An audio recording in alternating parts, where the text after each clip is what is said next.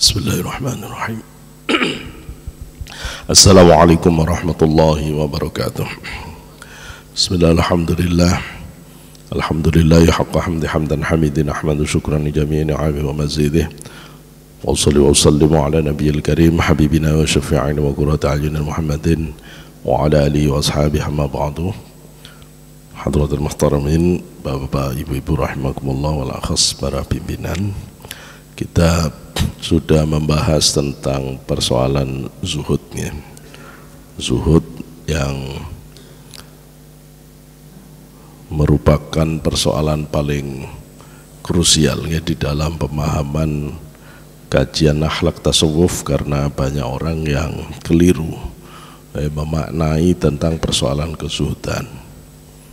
Kemarin kita sampai pada penjelasan yang kalau disimpulkan seperti yang diyakini para sahabat sebagaimana dijelaskan di dalam Hasyiah Qutul Qulub yang ditulis oleh Abu Thalib Al-Makki, bahwa para sahabat pun mengartikan kezuhudan itu sebagai kullu ma yushghiluka anillah fahuwa dunya wa kullu ma yu'inuka billah fahuwal akhirah. Zuhud itu ninggalkan dunia, tapi yang dimaksud dunia adalah kullu ma yushghiluka anillah fahuwa dunya, segala sesuatu yang membuat kita menjadi terpaling dari Allah, itu dunia. Tetapi segala hal yang membuat urusan kita menjadi tambah bagus ke Allah, itu tidak harus dihindari, karena itu bukan dunia secara hakikinya meskipun bentuknya zahirnya kayak dunia gitu ya. Jadi zuhud itu ninggalkan hal-hal yang membuat kita terpaling dari Allah ya. Meskipun itu bentuknya seperti ibadah, meskipun itu seperti amal soleh, tapi kalau itu membuat kita terpaling dari Allah, maka itu harus ditinggalkan. Sehingga ada seorang sufi yang ketika dia mau memilih antara jihad sama mujahadah melawan nafsu, itu dia timbang-timbang benar, apa alasan saya pergi jihad. Akhirnya dia nemukan ternyata dia nafsunya merasa lebih memilih jihad, karena kalau dia jihad mati langsung masuk surga.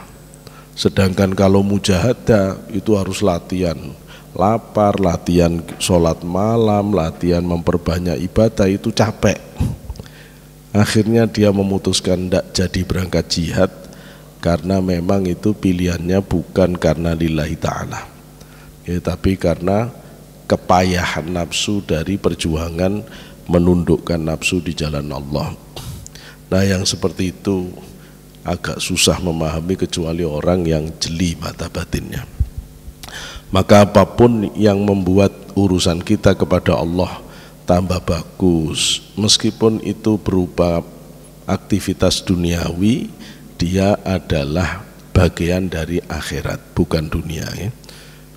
Orang mengambil pimpinan dengan niat untuk menegakkan hukum, memberikan kesejahteraan kepada yang dipimpin, maka itu bukan termasuk dunia.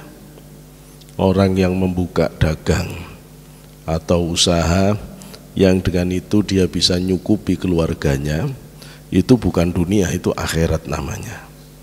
Orang membuat pabrik membuat berbagai usaha-usaha yang dengan itu dia berkhidmah kepada Allah untuk bisa membantu orang lain sehingga orang lain bisa bekerja di situ. Kalau ada keuntungan, dia bisa bangun madrasah, dia bisa bangun pondok, dia bisa nyantuni anak yatim, fakir miskin, maka pabrik itu bukan dunia, tapi itu akhirat. Akhirat. Orang punya kontrakan banyak, kemudian dari uang kontrakannya itu dia bisa nyukupi keluarganya, bisa bantu fakir miskin dan seterusnya. Kontrakan ini pun tidak tersebut sebagai dunia. Jadi dunia itu yang harus dihindari, yang membuat orang itu hanya bermewah-mewah, sombong-sombong, individualistik yang kemudian melupakan diri dari Allah. Itu yang diancam oleh para ulama, oleh Quran, oleh hadis untuk ditinggalkan. Kalau ndak, maka semua orang yang ngurusi dunia yang tidak ada aspek lillahi ta'alanya itu dilaknat oleh Allah, karena Rasulullah sudah menyatakan ad-dunya mal'unatun mal'unun ma fiha illa ma kana lillahi fiha. Dunia ini semuanya terlaknat, kata Rasulullah, kecuali yang ada Allah di dalamnya. Ya, maka sertakanlah Allah dalam artian niat karena Allah dalam setiap aktivitas, karena itulah yang akan membuat perbedaan amal dunia sama amal akhirat. Ya, perbuatannya sama saja, tapi ketika orang itu meniatkan karena Allah, dia jadi akhirat. Tapi kalau orang itu tidak niat karena Allah, dia jadi dunia. Itu. Maka tinggalkanlah yang dari dunia untuk bisa menyampai ke akhirat. Berikut kita akan membahas tentang membatasi yang mubah. Membatasi yang mubah itu juga bagian dari unsur kezuhudan. Orang itu kalau semakin alim, setelah ninggal haram, orang itu tidak akan puas kalau cuma bisa ninggal haram itu. Pasti batinnya akan nagih lebih untuk lebih meningkat di hadapan Allah. Sehingga orang itu akan belajar meninggalkan yang makruh, ninggal yang haram namanya tobat, ninggal yang makruh, yang syubhat namanya warok. Nah, tingkatan lebih lanjut membatasi yang halal, meskipun halal nggak dipakai jor-joran, nggak hedonis, hanya ngambil secukupnya dari yang halal. Nah, ini tingkatan yang disebut sebagai zuhud itu. Ya, jadi kalau ninggal haram tobat, ninggal makruh syubhat warok, ninggal membatasi yang halal namanya zuhud. Ya, namanya zuhud. Maka zuhud itu ndak mesti miskin, nggak mesti miskin. Yo bisa kaya raya orangnya. Ketika orang itu ndak hedonis, ya, ndak materialis, dia batasi, meskipun kekayaannya banyak, ya tetap namanya zuhud, ya, tetap namanya zuhud. Jadi orang keliru kalau zuhud itu terus identik dengan gembel. Yo nggak begitu. Makanya Sayyidina Utsman meskipun konglomerat tetap disayang oleh Rasulullah. Ya, kenapa? Karena betapapun kekayaan Utsman itu melimpah, tapi Utsman ndak glamor. Utsman ndak flexing. Ya, Utsman yo ndak pernah pamer-pamer kekayaan, ndak. Sahabat-sahabat yang kaya raya itu, Pak, kalau panen kurma sampai tidak bisa dibedakan mana yang tuan, mana yang budak, podo, gitu. sama, jadi tidak beda-bedakan. Dan itu yang namanya orang zuhud. Maka zuhud itu adalah sifat mulia.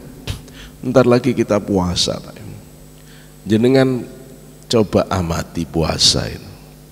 Yang ditinggal oleh puasa itu perkara haram, apa perkara makruh, apa perkara mubah. Ninggal makan, memang makanan di rumah bapak haram tah kok disuruh ninggal?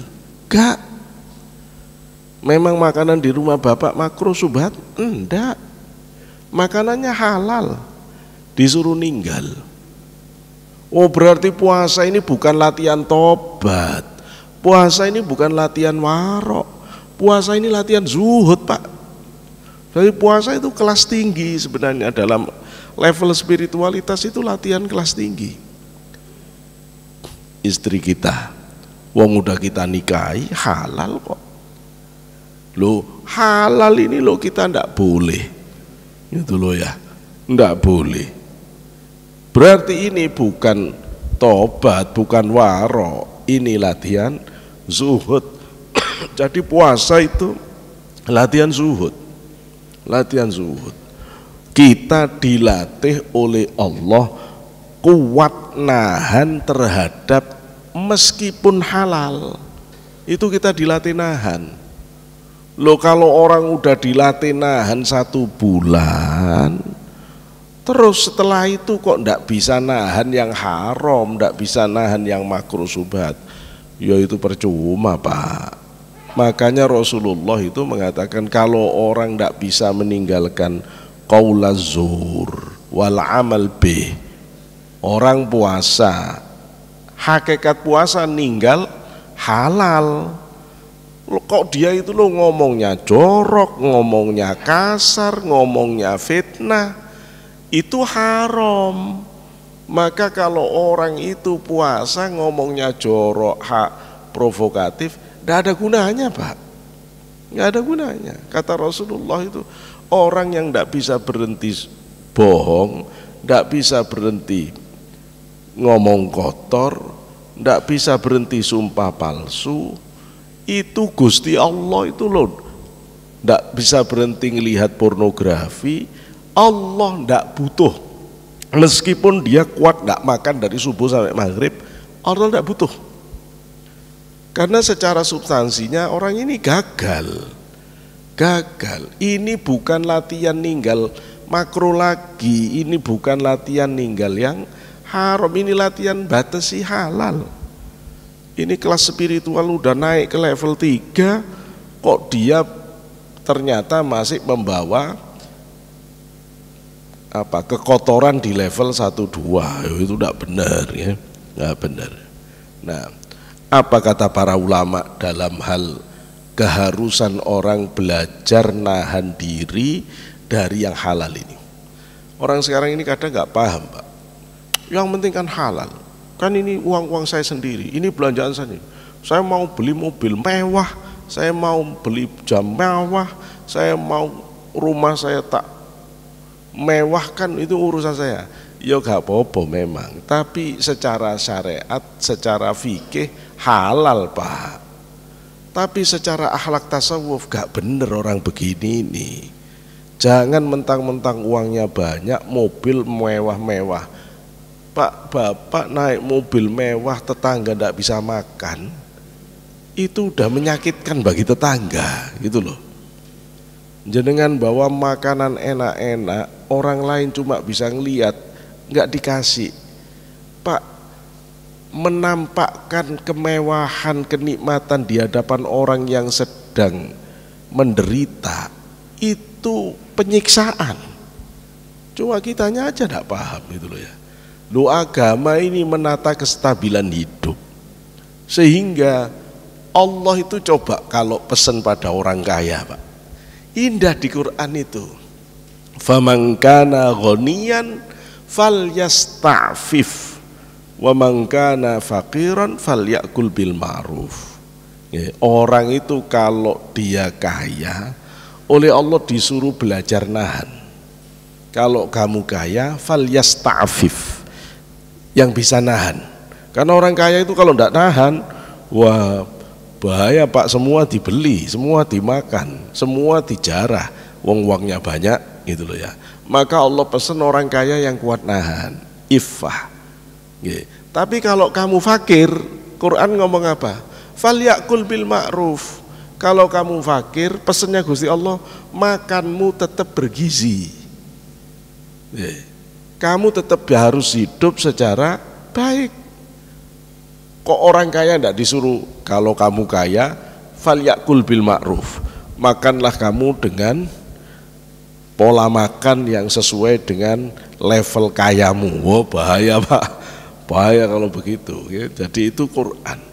Ini dasar bahwa orang itu memang harus berlatih menahan diri. Qala Sayyid Ali Al-Murassafi rahimahullahu ta'ala. Sayyid Ali Al-Murassafi dalam hal membatasi yang halal, beliau mengatakan, la yasihu li muridin qadamun fil iradati hatta yatruka fi'lal mubahati wa yaj'ala makana kulli mubahin tarakahu ma'muran syar'iyyan mimmandubin au aula.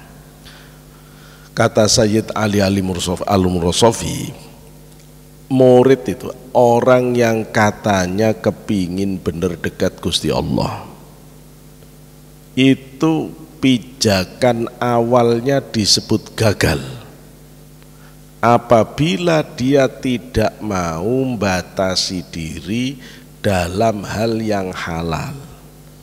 Ada orang kepingin merasakan kedekatan dengan Allah di dalam sholatnya, kepingin bisa khusyuk, tapi ya ndak pernah maksiat dia, ya ndak melakukan haram, ya ndak makruh, cuma halal bablas terus. Itu ndak bisa untuk sampai ke Allah. Itu orang tetap harus belajar batasi yang halal. Dan batasi halal itu baik dalam makanan, pakaian, kendaraan, dan lain-lain ini, itu harus diyakini sebagai perintah dari Allah dan Rasulnya secara tidak sharih, tidak nyata. Ya, karena Allah tidak pernah ngelarang barang halal, iya. Tetapi kalau panjenengan lihat kenapa sih Rasulullah itu memilih hidup sederhana, itu ada pesan yang tak terkatakan, ya, supaya kita pun belajar untuk menahan diri dari yang halal, tidak bermewah-mewah. Ya. Jadi kita harus tahu itu sebenarnya perintah syariat, ya. Minimal kita meyakini bahwa perbuatan ini adalah utama. Ya, utama atau sunnah, gitu ya, atau sunnah. Jadi orang batasi yang halal itu sunnah, itu harus punya itu. Wa yajtanib al-mubaha ka'annahu manhiyun anhu karahatan tanzihan. Orang meninggalkan yang mubah itu dengan kesadaran bahwa ini memang harus ditinggal. Berlebih-lebihan dalam yang halal itu harus ditinggal. Sebagai bentuk karohatan tanzih. Itu karohatan tanzih. Maksudnya karohatan tanzih itu begini. Loh, kan namanya halal, kenapa ditinggal? Kan namanya halal kan boleh. Nah ya itu, karena dia boleh tapi disuruh ninggal, namanya karoha tanzih. Karoha itu makruh, Pak, makruh. Kan hukum itu halal haram. Tengah-tengah antara halal haram namanya makruh. Lah makruh ini dibagi dua aslinya. Ada makruh yang mepet halal, ada makruh yang mepet haram. Makruh yang mepet halal namanya makruh tanzih. Makruh yang mepet haram namanya makruh tahrim. Gitu. Maka kalau orang ninggalkan yang halal, itu bukan makruh yang deket haram, tahrim, bukan. Ini makruh yang masih di wilayah halal, makanya makruh tanzih. Contoh lain agak berbeda kasusnya. Sholat asar. Sholat asar itu selama matahari sinarnya masih putih, itu utama. Berapa menit, berapa jam, pokoknya masih putih, itu utama. Gitu ya. Kira-kira kalau mataharinya udah tenggelam, ya udah haram, waktu asar udah tidak ada. Berarti antara ba'da zuhur, bayangan, kalau Bapak mau ukur pakai bayangan, itu kalau bayangannya sudah sama dengan bendanya, masuk waktu asar. Sampai matahari tenggelam, berarti itu waktu asar. Kalau orang sholat misalnya, matahari kurang 1 menit dia sholat, tapi belum tenggelam, ya sih namanya sholat di waktu asar itu. Ya, sholat di waktu asar.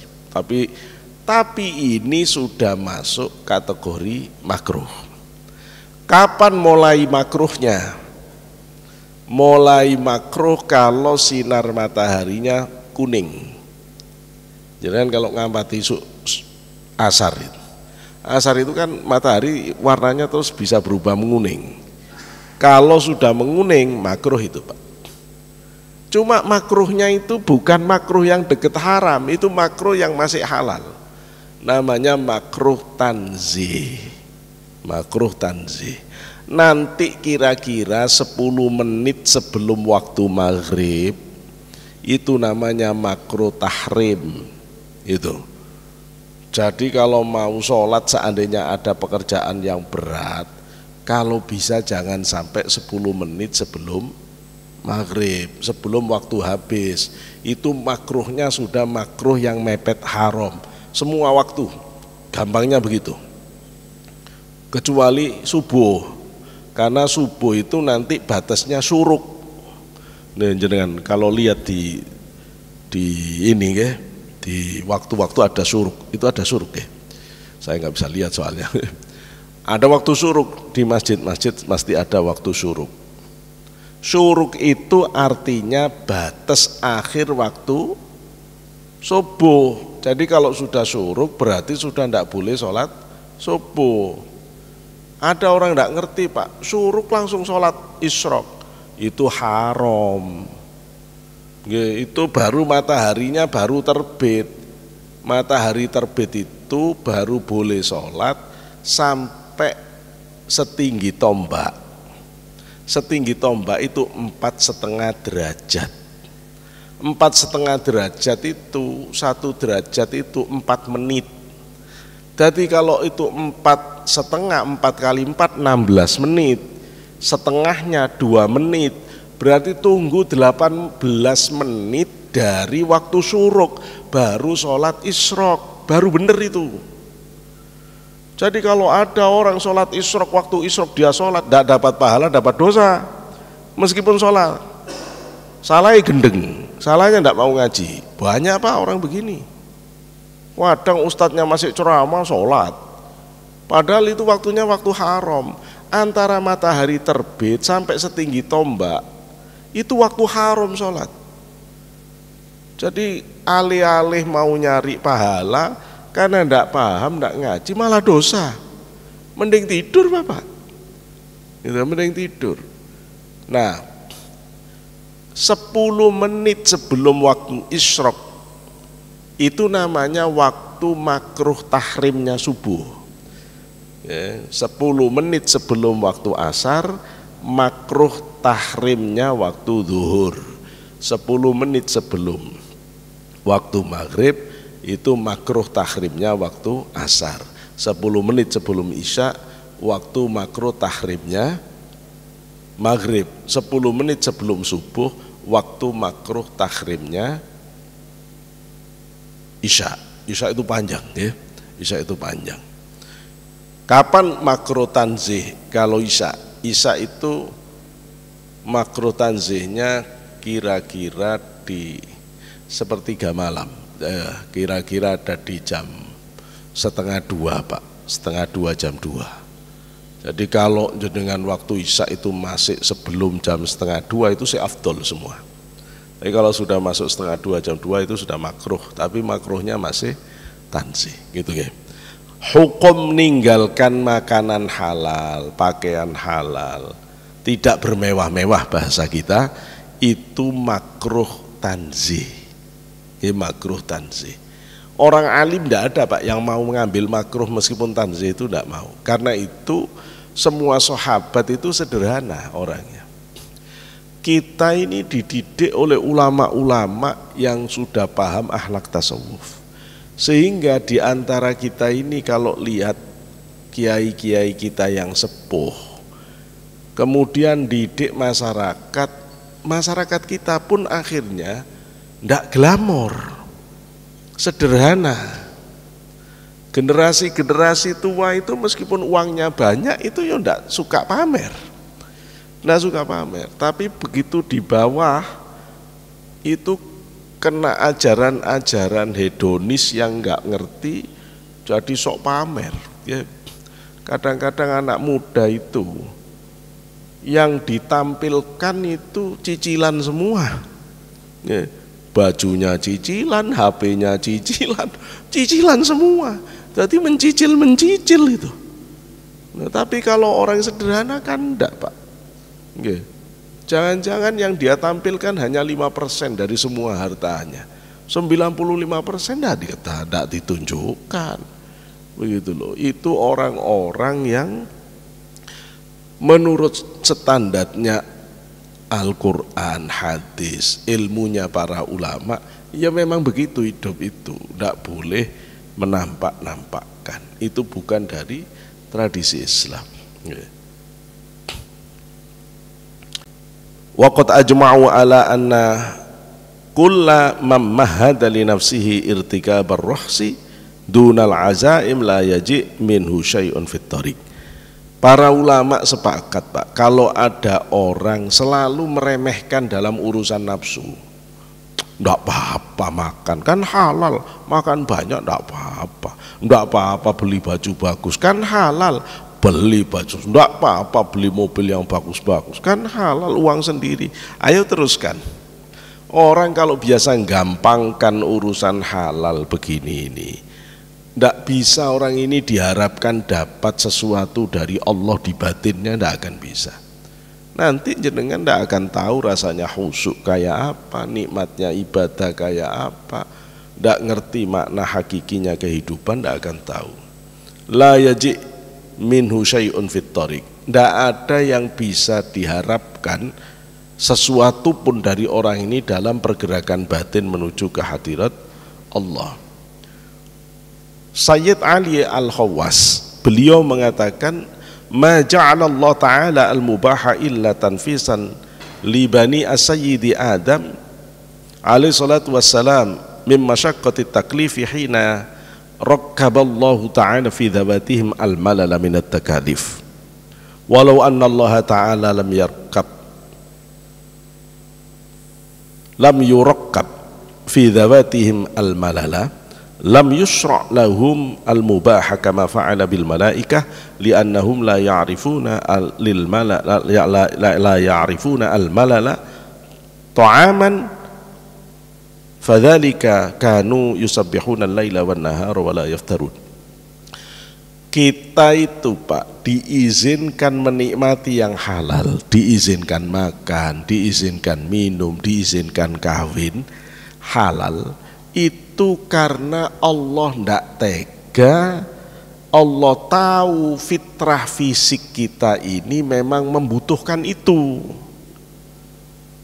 dan kita dibebani kemalasan kalau itu nggak dikasih. Kita ini kalau nggak dikasih makan ya males, suruh gerak ya males, kalau nggak dikasih minum ya lemes gitu loh ya.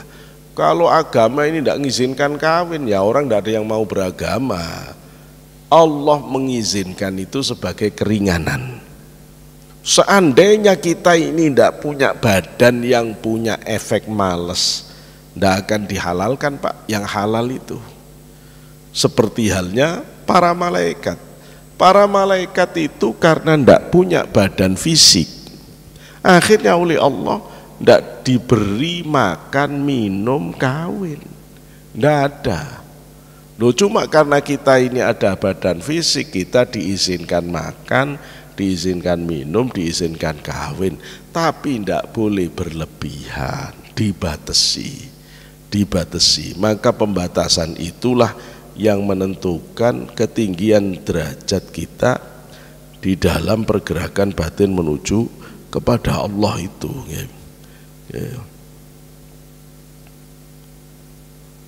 Maka pada proses kita latihan untuk lebih dekat kepada Allah, para ulama ngajari begini, kalau bisa kamu jangan mengambil yang halal kecuali dalam keadaan darurat. Maksudnya, tidak makan kecuali darurat makan, tidak minum kecuali darurat minum, tidak nikah kecuali darurat nikah. Tapi ini berat. Kalau ini tidak berat, kalau ini berat, turun, wajib. Tidak makan kecuali sudah kondisinya, oh kalau ini wajib makan ini. Tidak minum kecuali waktunya, oh ini wajib minum. Ndak hubungan suami istri kecuali oh ini sudah wajib hubungan suami istri. Misalnya Imam Ghazali mengatakan mendatangi istri itu harusnya minimal itu 4 hari sekali kalau Imam Ghazali. Kenapa? Karena kata Imam Ghazali kalau orang istrinya 4 kan pasti digilir sehari-sehari. Berarti itu ketemu kan setiap 4 hari. Maka suami itu harus memberi nafkah batin ke istri itu harusnya 4 hari sekali itu minimal. Nah itu pasti rumah tangganya akan bagus ya. Rumah tangga akan bagus. Maka itu aturannya. Kalau tidak bisa mengambil makan kecuali waktu wajib makan, minum waktu wajib minum, nikah waktu wajib nikah, turun lagi sunnah. Sebenarnya sisik kenyang, cuma karena ini diajak makan kawan, ya wis saya hormati dia sunnah. Nah ini sunnah udah ngambil dalam keadaan sunnah. Saya beli baju bagus, niat sunnah Rasul menampakkan rizki dari Allah, sunnah ini ya, sunnah. Lah sudah, kita jangan lebih dari itu kalau bisa di dalam kehidupan ini, jangan sampai kita berlebihan sampai bermewah-mewah dan seterusnya. Karena itu tidak ada didikan dari Rasulullah dan para salafun saleh.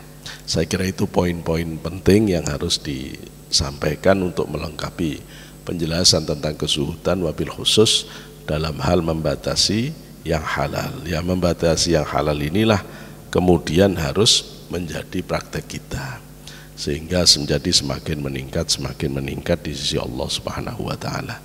Kurang lebihnya mohon maaf. Hadanallahu wa iyyakum ajma'in. Wallahul muwaffiq ila aqwamit thoriq. Assalamualaikum warahmatullahi wabarakatuh.